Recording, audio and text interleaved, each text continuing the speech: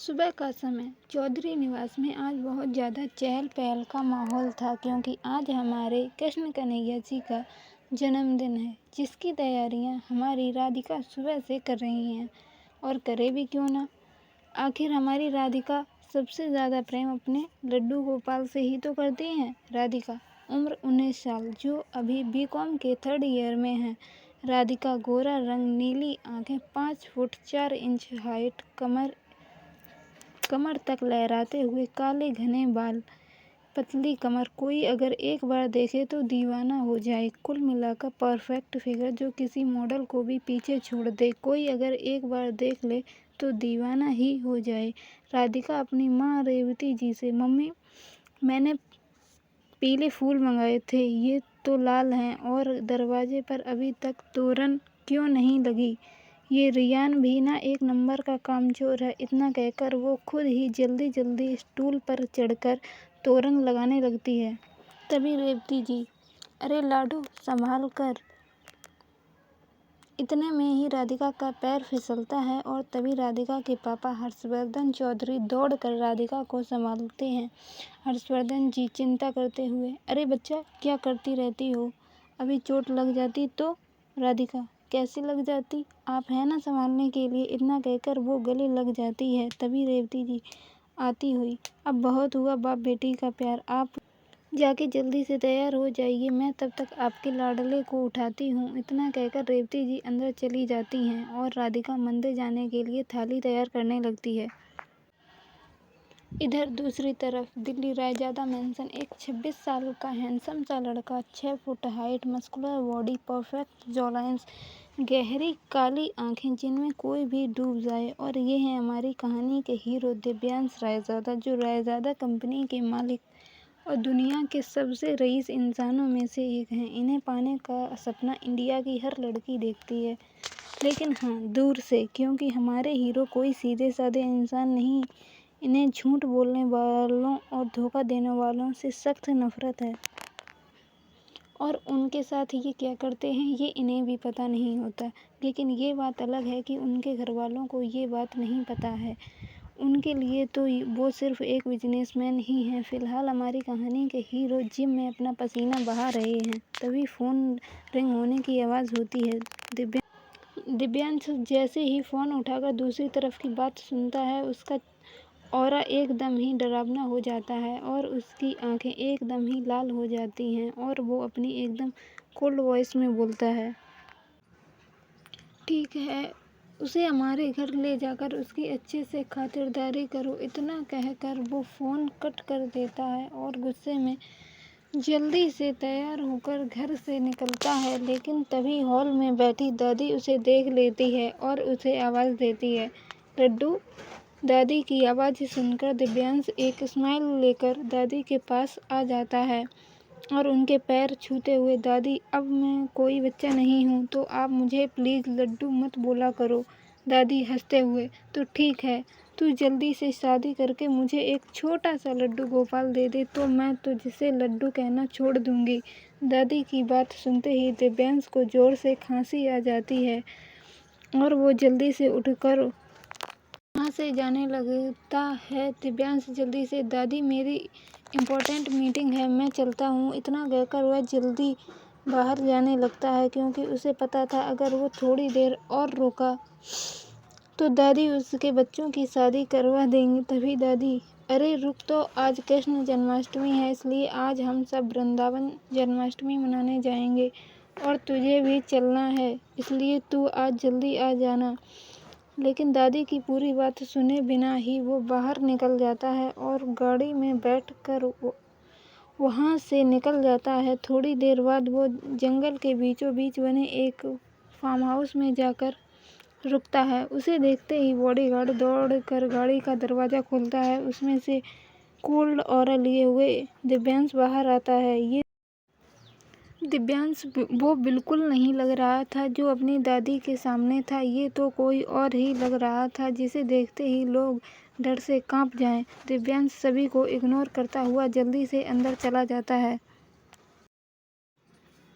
वो जाकर सीधे सोफे पर किसी किंग की तरह पैर पर पैर चढ़ाकर बैठ जाता है। उसे देखते ही वो आदमी एकदम डर से सहम जाता है, क्योंकि उसकी हालत पहले से ही खराब थी और ऊपर से दिव्यांश को देखकर तो वो डर से कांपने लगा। दिव्यांश गुस्से में उस आदमी का जबड़ा पकड़ते हुए बोला, बोल तुझे किसने भेजा था? आदमी डरते हुए, किसी ने नहीं। ये सुनते ही दिव्यांश ने गुस्से में उसे फर्श पर फेंका और अपनी गन निकालकर जैसे ही शूट करने वाला था, तभी पीछे से समीर भागकर उसे रोक लेता है। अरे रुक जा यार, अभी इसने अपना मुंह नहीं खोला है और तू आज इसे नहीं मार सकता। ये सुनते ही दिव्यांश ने घूर कर देखा। समीर, अरे यार, आज कृष्ण जन्माष्टमी है, दादी ने बताया आज मंदिर जाना है इसीलिए। ये सुनते ही दिव्यांश ने समीर को घूरा। दिव्यांश ने गुस्से में समीर को देखते हुए कहा, तू जल्दी से इसका मुंह खुलवा, नहीं तो ये बोलने लायक नहीं रहेगा। इतना कहकर वो गुस्से में वहां से चला गया। इधर वृंदावन में मंदिर में पूजा करने के बाद राधिका के पिता अपने ऑफिस और उसकी मम्मी घर के लिए निकल जाती हैं, लेकिन हमारी राधिका मंदिर में ही रुक जाती है, क्योंकि हमारी राधिका का आज व्रत है, जो सीधा कृष्ण जी के जन्म के साथ सीधा 12 बजे ही खुलेगा। इसीलिए मंदिर जन्माष्टमी की तैयारी करने के लिए राधिका मंदिर में है, अपने भाई के साथ रुक जाती है। मंदिर के पुजारी जी ने हर बार की तरह इस बार भी मंदिर की सजावट की जिम्मेदारी राधिका को दी, क्योंकि उन्हें भी पता है कि हमारी राधिका कृष्ण जी की कितनी बड़ी भक्त है। राजादा मेंशन में जब दिव्यांश आता है तो वह देखता है कि हॉल में सभी लोग, उसकी दादी देवीना रायजादा, मॉम आयशा रायजादा, डैड विक्रम रायजादा और छोटी बहन कियारा, सभी लोग ट्रेडिशनल ड्रेस पहने तैयार खड़े थे। दिव्यांश को देखते ही कियारा भाग कर दिव्यांश को गले लगा लेती है। दिव्यांश भी उसे गले लगाते हुए कहता है, कैसा रहा मेरे बच्चे का ट्रिप? कियारा खुश होते हुए, बहुत अच्छा भाई। दिव्यांश उसका हाथ पकड़कर अंदर लाते हुए अपने मॉम, डैड और दादी के पैर छूकर गले मिलता है। दिव्यांश दादी से, दादी आप लोग कहीं जा रहे हैं क्या? तभी दादी झूठा गुस्सा करते हुए कहती हैं, देव मैंने तुझे आज ही तो बताया था कि आज कृष्ण जन्माष्टमी है और आज हमें जन्माष्टमी मनाने के लिए वृंदावन जाना है। ये सुनते ही दिव्यांश, ठीक है, इतना कहकर वो सीधे सीढ़ियों की तरफ जाने लगता है। तभी दादी, ठीक है, नहीं आज आप भी हमारे साथ जा रहे हैं। दिव्यांश, लेकिन दादी लेकिन कुछ नहीं, आप हमारे साथ जा रहे हैं बस, दादी ने थोड़ा गुस्से में कहा। दिव्यांश ओके कहकर सीढ़ियों से ऊपर जाने लगता है। तभी आयशा जी पीछे से बोलती हैं, और हाँ, बिजनेस सूट नहीं, आज कुछ ट्रेडिशनल सा पहनना। ये सुनते ही दिव्यांश एक बार पीछे मुड़कर अपनी मॉम को देखता है और फिर बिना कुछ कहे सीधा अपने कमरे में चला जाता है। 30 मिनट बाद जब दिव्यांश रेडी होकर सीढ़ियों से नीचे आता है तो वहाँ खड़े सभी लोग उसे देखते ही रह जाते हैं, क्योंकि आज वो सच में कृष्ण कन्हैया ही लग रहा था। आज उसने येलो कलर का कुर्ता और वाइट कलर का ट्राउज़र पहना था, साथ में वाइट कलर का साफा उसके गले में बहुत ही खिल रहा था।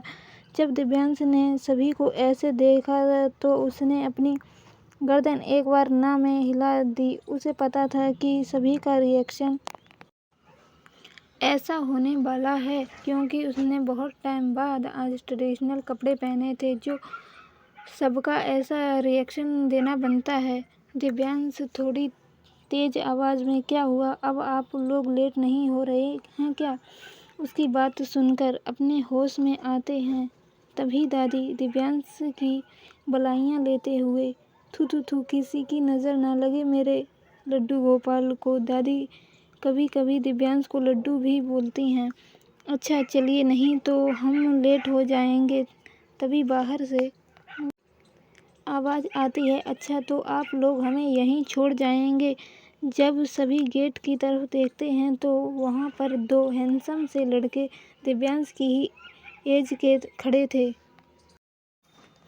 ये हैं दिव्यांश के जिगरी दोस्त और बिजनेस पार्टनर समीर मल्होत्रा और रोहित अग्रवाल। ये तीनों बचपन से ही साथ हैं। ऐसी कोई बात नहीं है जो ये तीनों एक दूसरे के बारे में ना जानते हों। रोहित और समीर जल्दी से जाकर विक्रम और आयशा के पैर छूकर गले मिलते हैं और जैसे ही वो दादी के पैर छूते हैं वैसे ही दादी दोनों के कान पकड़ लेती हैं। बदमाशों, तुम दोनों को अब याद आई मेरी? 15 दिन बाद रोहित और समीर रोनी शक्ल बनाते हुए। सॉरी दादी, अब हम डेली आपसे मिलने आएंगे, अब तो आप हमें छोड़ दीजिए दादी। ठीक है, कहकर दोनों को गले से लगा लेती हैं। दादी जी रोहित और समीर को भी दिव्यांश और कियारा जितना ही प्यार करती हैं। तभी कियारा की आवाज़ आती है, अरे मैं भी हूँ यहाँ। तभी समीर कियारा को गले लगाते हुए, कैसा है मेरा बच्चा? कियारा समीर के गले लगते हुए, अच्छी हूँ भाई। तभी वो रोहित को देखकर सीधे उसके ओर से गले लग जाती है। रोहित उसे खुद से दूर करता है। कियारा ये बिल्कुल अच्छा नहीं लगता, लेकिन वो सबके सामने कुछ नहीं कहती। फिर समीर और रोहित दोनों दिव्यांश के गले लग जाते हैं। थोड़ी देर बाद ये सभी चॉपर में बैठकर वृंदावन के लिए निकल जाते हैं। इधर वृंदावन में मंदिर को पूरी तरह से ताजे फूलों से सजाया गया। पूरे मंदिर में सिर्फ फूल ही फूल दिख रहे हैं। पीले और सफ़ेद रंग से सजा हुआ मंदिर का प्रांगण किसी सपने की भांति प्रतीत हो रहा है। मंदिर में बजते कृष्ण भजन में यहाँ हर कोई मीरा बनकर नाच रहा है। आज तो पूरे मथुरा में इतनी भीड़ है कि पैर रखने की भी जगह नहीं। हो भी कैसे, आज हमारे नंदलाल का जन्मदिन है जिनके भक्त पूरी दुनिया में फैले हैं। मंदिर के अंदर राधिका रियान जल्दी से पीछे वाले द्वार पर देखकर, आज सजावट पूरी हो गई क्या? रियान राधिका को पकड़ कर बिठाते हुए, अरे दी, सब कुछ हो गया है, सारी तैयारियां हो गई हैं, अब आप थोड़ी देर आराम कर लो। आपका व्रत है, नहीं तो आपको चक्कर आ जाएंगे। फिर आप हांडी कैसे फोड़ेंगी? रियान की बात सुनकर राधिका हंसने लगती है और उसके गाल पर हाथ रखकर, ओके छोटा पैकेट, आपको पता है आप कितने छोटे हो और आप कितनी बड़ी बड़ी बातें करते हो। रियान थोड़ा चिढ़कर, दी मैं कोई छोटा पैकेट नहीं हूँ, मैं पूरे 13 साल का हूँ और अब मुझे आपकी कोई बात नहीं सुननी। अब आप जाकर सीधा आराम करेंगी। राधिका हार मानते हुए, अच्छा ठीक है, मैं सिर्फ ये देखकर आती हूँ कि लड्डू गोपाल का भोग बन गया क्या? रियान ठीक है, तो मैं भी आपके साथ चलूँगा। ये कहकर दोनों भाई बहन उस तरफ बढ़ गए जहाँ भोग बन रहा था। आपको क्या लगता है क्या होगा इस कहानी में आगे? क्या मिलेंगे राधिका और दिव्यांश इस जन्माष्टमी एक दूसरे से?